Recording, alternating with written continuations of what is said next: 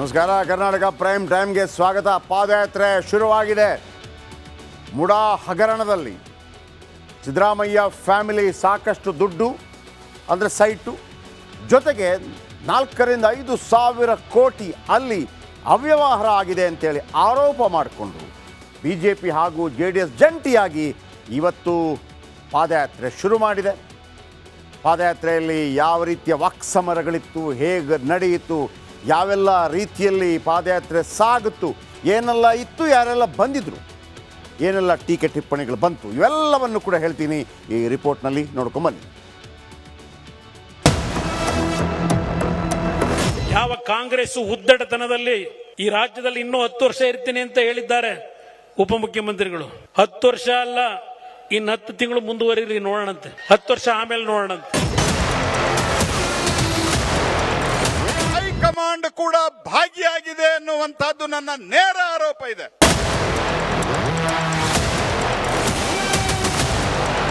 ರಾಜ್ಯ ರಾಜಕಾರಣದಲ್ಲಿ ತುಂಬಾ ವರ್ಷಗಳ ನಂತರ ಪಾದಯಾತ್ರೆ ಪಾಲಿಟಿಕ್ಸ್ ಶುರುವಾಗಿದೆ. ಸಿದ್ದರಾಮಯ್ಯ ವಿರುದ್ಧ ಕೇಳಿಬಂದ ಮೂಡ ಹಗರಣವನ್ನ ಖಂಡಿಸಿ ದೋಸ್ತಿಗಳು ಮೈಸೂರು ಯಾತ್ರೆಯನ್ನ ಹೊರಟಿದ್ದಾರೆ. ಕೇಂದ್ರ ಸಚಿವ HD ಕುಮಾರಸ್ವಾಮಿ ಅಂತೂ ದೋಸ್ತಿಗಳ ಮೇಲೆ ಬಾಂಬ್ ಸಿಡಿಸಿದ್ರು.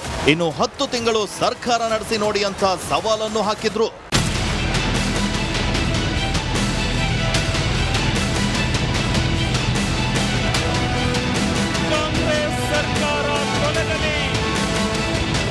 ನಿಮ್ಮ ಬಾಂಬೈದಿನ ಕೈಯಲ್ಲಿ ರಿಜಿಸ್ಟರ್ ಮಾಡಿಸ್ಕೊಂಡು 1 ವರ್ಷನ ಬೇರೆ ಚೇಂಜ್ ಆಫ್ ಲ್ಯಾಂಡ್ ಯೂಸ್, ಆ ಅಧಿಕಾರಿಗೆ ಚೇಂಜ್ ಆಫ್ ಲ್ಯಾಂಡ್ ಯೂಸ್ ಮಾಡಬೇಕಾದ್ರೆ ಸ್ಥಳ ಪರಿಶೀಲನೆ ಮಾಡಬೇಕಾದಂಥದ್ದು ಕಾನೂನು.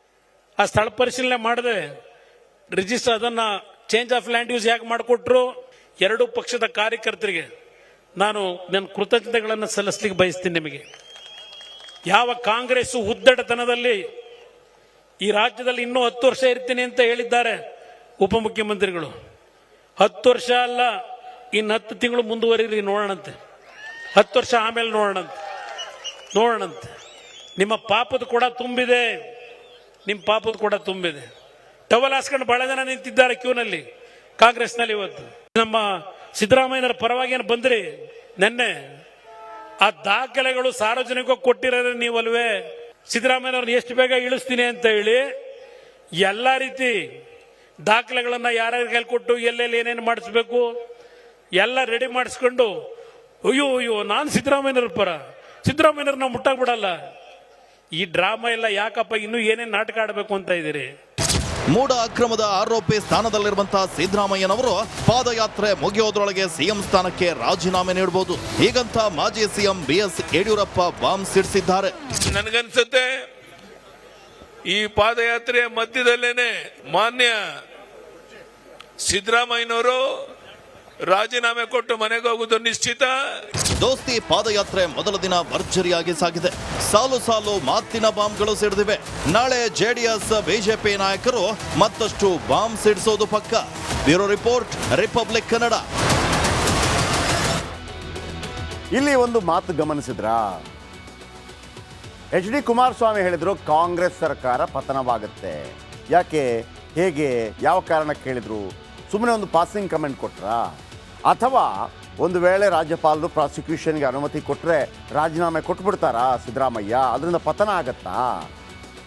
ಇಬ್ಬರು ಮಾಜಿ ಮುಖ್ಯಮಂತ್ರಿಗಳು ಕೂಡ ಈ ಹೇಳಿಕೆಯನ್ನು ಕೊಟ್ಟರು ಅಲ್ವಾ? ಇದರ ಹಿಂದೆ ಒಂದು ಲಾಜಿಕ್ ಇರಬಹುದಾ? ಹೇಳ್ತೀನಿ ಕೇಳಿ. ಏನದು? ಮಾಜಿ CMಗಳಿಬ್ಬರು ಒಂದೊಂದು ಬಾಂಬ್ ಸಿಡಿಸಿದ್ದಾರೆ. ಸಿದ್ದರಾಮಯ್ಯನ ಬಗ್ಗೆ ರಾಜೀನಾಮೆ ಕೊಡ್ತಾರೆ ಮಧ್ಯದಲ್ಲೇ ಅಂತ ಹೇಳಿ ಯಡಿಯೂರಪ್ಪನವರು ಹೇಳಿದರೆ 10 ವರ್ಷ ಏನ್ರಿ, 10 ತಿಂಗಳಿರಲಿ ಆಮೇಲೆ ನೋಡೋಣ ಅಂತೇಳಿ ಕುಮಾರಸ್ವಾಮಿ ಅವರು ಹೇಳಿದರು. 10 ತಿಂಗಳು ಇರಲ್ಲ ಈ ರಾಜ್ಯ ಸರ್ಕಾರ ಅಂತೇಳಿ ಕುಮಾರಸ್ವಾಮಿ ಹೇಳಿದರು. ಪಾದಯಾತ್ರೆಗೂ ಮುನ್ನವೇ ಸಿದ್ದರಾಮಯ್ಯ ರಿಸೈನ್ ಮಾಡ್ತಾರೆ, ಮನೆಗೆ ಹೋಗ್ತಾರೆ ಅಂತೇಳಿ ಯಡಿಯೂರಪ್ಪನವರು ಹೇಳಿದರು. ಸಿದ್ದರಾಮಯ್ಯ ಪಟ್ಟ ಹೋಗುತ್ತೆ ಅಂತೇಳಿ BSY ಹೇಳ್ತಾರೆ. ಯಾರಿಗೂ ಗೊತ್ತು, ಸರ್ಕಾರ ಪತನವೂ ಆಗಬಹುದು ಅನ್ನುವಂಥ ಮಾಹಿತಿಯನ್ನು, ಅಂದರೆ ಹೇಳಿಕೆಯನ್ನು ಕೊಟ್ಟರು. ನಿಜಾನ? ಕಾಂಗ್ರೆಸ್ಸನ್ನು ಕೆಣಕೋಕೆ ಮೇ ಬಿ ಅದೊಂದು ಹುಸಿ ಬಾಂಬ್ ಸಿಡಿಸಿರ್ಬೋದು. ಒಂದು ಹೇಳಿಕೆ ಬೇಕಲ್ಲ, ಹಿಂಗೆ ಹೇಳಿದರು ಅಂಥೇಳಿ. ಆದರೆ ನಿನ್ನೆ ಅದರಾಚೆ ಒಂದು ಮಾತು ಕೇಳಿ ಬರ್ತಾ ಇತ್ತಲ್ವಾ? ಸಿದ್ದರಾಮಯ್ಯನವರ ವಿರುದ್ಧ ಡಿ ಕೆ ಶಿವಕುಮಾರ್ ಏನೋ ಮಾಡ್ತಾ ಇದ್ದಾರೆ, ಕೆಲವು ನಾಯಕರು ಡಿ ಕೆ ಶಿವಕುಮಾರ್ ಮುಖ್ಯಮಂತ್ರಿ ಆಗಬೇಕು ಅಂತ ಹೇಳ್ತಾ ಇದ್ದಾರೆ, ಇದೆಲ್ಲ ಮಾತುಗಳು ಕೇಳಿ ಬರ್ತಾ ಇತ್ತು. ಆಮೇಲೆ ಅಜಿತ್ ಪವಾರ್ ಥರ ಮಹಾರಾಷ್ಟ್ರದಲ್ಲಿ ಸರ್ಕಾರ ಪತನವಾಗ್ಬೋದು ಅಂತೇಳಿ. ಹಾಗಿದ್ರೆ ಯಾರಾದರೂ ಒಬ್ಬ ದೊಡ್ಡ ನಾಯಕ ಕೈ ಕೊಟ್ಟರೆ ಮಾತ್ರ ಅಲ್ವ ಸರ್ಕಾರ ಪತನವಾಗೋದು? ಯಾರ ದೊಡ್ಡ ನಾಯಕ? ದೊಡ್ಡ ನಾಯಕ ಅಂತ ಈಗ ಮಾತಾಡೋದು ಯಾರನ್ನ? ಡಿ ಕೆ ಶಿವಕುಮಾರ್ ಅವ್ರನ್ನ. ಆದರೆ ಶತಾಯ ಗತಾಯ ಕನಸು ಮನಸ್ಸಲ್ಲೂ ಡಿ ಕೆ ಶಿವಕುಮಾರ್ ಕಾಂಗ್ರೆಸ್ ಬಿಟ್ಟು ಬರಲ್ಲ. ಯಾಕೆಂದರೆ ಆಲ್ರೆಡಿ ಅಮಿತ್ ಶಾ, ಮೋದಿ, ಗೌಡ್ರು ಎಷ್ಟೇ ಪ್ರಯತ್ನ ಮಾಡಿದರೂ ಕೂಡ ಡಿ ಕೆ ಶಿ ಪಕ್ಷ ಬಿಡೋದಿಲ್ಲ ಅನ್ನೋದು ಪ್ರೂವ್ ಆಗಿದೆ. ಅಮಿತ್ ಶಾ ಅವರು ಕೂಡ ಒಂದು ಮಾತುಕತೆಯನ್ನು ನಡೆಸಿದ್ರಂತೆ, ನನಗೆ ಆಫರ್ ಬಂದಿತ್ತು ಅಂತೇಳಿ ಡಿ ಕೆ ಶಿವಕುಮಾರ್ ಕೂಡ ಹೇಳಿ. ಆಮೇಲೆ ಸಿದ್ದರಾಮಯ್ಯ ಕೂಡ ಒಂದು ಕಾಲದಲ್ಲಿ BJP ಬಾಗಿಲು ಬಡಿದಿದ್ರಂತೆ. ಇದನ್ನು ಎಚ್ ಡಿ ಕುಮಾರಸ್ವಾಮಿ ಪದೇ ಹೇಳ್ತಾ ಇದ್ರು. ಕೊನೆ ಲಾಸ್ಟ್ ಮಿನಿಟಲ್ಲಿ ಅದು ಕ್ಯಾನ್ಸಲ್ ಆಯಿತು ಅಂತೇಳಿ. ಹಾಗಿದ್ರೆ ಡಿ ಕೆ ಶಿವಕುಮಾರ್ BJPಗೋ ಅಥವಾ JDSಗೋ ಬರೋದಿಲ್ಲ. ಸಿದ್ದರಾಮಯ್ಯನವರು BJPಗೆ ಈಗಂತೂ ಬರೋ ಸಾಧ್ಯತೆ ಇಲ್ಲ, ಮೊದಲೇನಾಗಿದ್ದೋ ಗೊತ್ತಿಲ್ಲ ಅದು. ಆದರೆ ಸಂಧ್ಯಾ ಕಾಲದಲ್ಲಿ ಈ ಟೈಮಲ್ಲಿ ಸಿದ್ದರಾಮಯ್ಯ ತಪ್ಪು ಮಾಡೋದಿಲ್ಲ. ಯಾಕೆ ಅಂತಂದರೆ ಅದು SM ಕೃಷ್ಣ ಥರ ಆಗೋಗ್ಬಿಡುತ್ತೆ.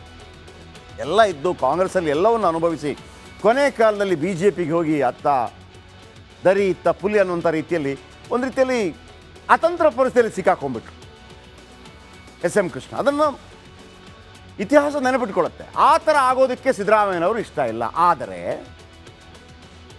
ಕುಮಾರಸ್ವಾಮಿ ಹೇಳೋ ಪ್ರಕಾರ ಸರ್ಕಾರ ಪತನವಾಗಬೇಕು ಅಂತಂದರೆ ಒಬ್ಬ ನಾಯಕ ಬರಲೇಬೇಕು, ಅಜಿತ್ ಪವಾರ್ ರೀತಿಯಲ್ಲಿ. ಅದೇ ಕಾರಣಕ್ಕೆ ಪ್ರಬಲ ನಾಯಕನಿಗೆ ದೋಸ್ತಿ ಗಾಳ ಹಾಕ್ತಾ ಇದೆಯಾ? ಡಿ ಕೆ ಶಿವಕುಮಾರ್ ಇಲ್ಲ, ಸಿದ್ದರಾಮಯ್ಯ ಇಲ್ಲ. ಸ್ವಲ್ಪ ಫ್ಲ್ಯಾಶ್ ಬ್ಯಾಕ್ ಹೋಗಿ ನಾನೊಂದು ಸ್ಟೋರಿ ಹೇಳಿದ್ದೆ ನಿಮಗೆ ಒಂದು 15 ದಿವಸದ ಹಿಂದೆ.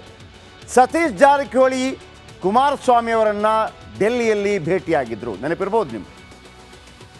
ಪದೇ ಸತೀಶ್ ಜಾರಕಿಹೊಳಿ HDK ಭೇಟಿಯಾದರು ಒಂದು ಶುಕ್ರವಾರದ ದಿನ. ಆವತ್ತು ಒಂದು ವೇಳೆ ಸಿದ್ದರಾಮಯ್ಯನವರ ನಂತರ, ಸಿದ್ದರಾಮಯ್ಯನವರು ರಾಜೀನಾಮೆ ಕೊಡೋದಿಲ್ಲ, ಸಿದ್ದರಾಮಯ್ಯನವರ 3 ವರ್ಷ ಅಥವಾ 2.5 ವರ್ಷ ನಂತರ ತಮ್ಮ ಆಪ್ತೇಷ್ಟರಿಗೆ ಸರಿಯಾದ ವ್ಯವಸ್ಥೆ ಇಲ್ಲದಿದ್ದರೆ ಸತೀಶ್ ಜಾರಕಿಹೊಳಿ ಅವರು ಬಹುಶಃ BJPಗೆ ಹೋಗ್ತಾರಾ ಅನ್ನುವಂಥ ಒಂದು ಮಾತು ಕೇಳಿ ಬರ್ತಾ ಇತ್ತು. ಒಬ್ಬ ಸಚಿವ ತನಗೆ 40 ಶಾಸಕರ ಬಲ ಇದೆ ಅಂತ ಹೇಳಿದ್ರಂತೆ. ಸತೀಶ್ ಜಾರಕಿಹೊಳಿ ಬಗ್ಗೆನೇ ಹೇಳ್ತಿರೋದು ನಾನು. ಒಂದು ವೇಳೆ ಅವಕಾಶ ಸಿಕ್ಕರೆ ಆ ಸಂಖ್ಯೆ 50ರ ಗಡಿ ದಾಟುತ್ತೆ ಅಂತ ಕೂಡ ಮಾತುಕತೆಯಲ್ಲಿ ಕೇಳಿ ಬಂದಿತ್ತಂತೆ. ಹಾಗಿದ್ರೆ ಅದೇ ಆತ್ಮವಿಶ್ವಾಸದಲ್ಲಿ ಮಾತನಾಡಿದ್ರ ಕುಮಾರಸ್ವಾಮಿ. ಸತೀಶ್ ಜಾರಕಿಹೊಳಿ ಅವರು ಬಂಡಾಯ ಅಭ್ಯರ್ಥಿ ಆಗ್ತಾರಾ?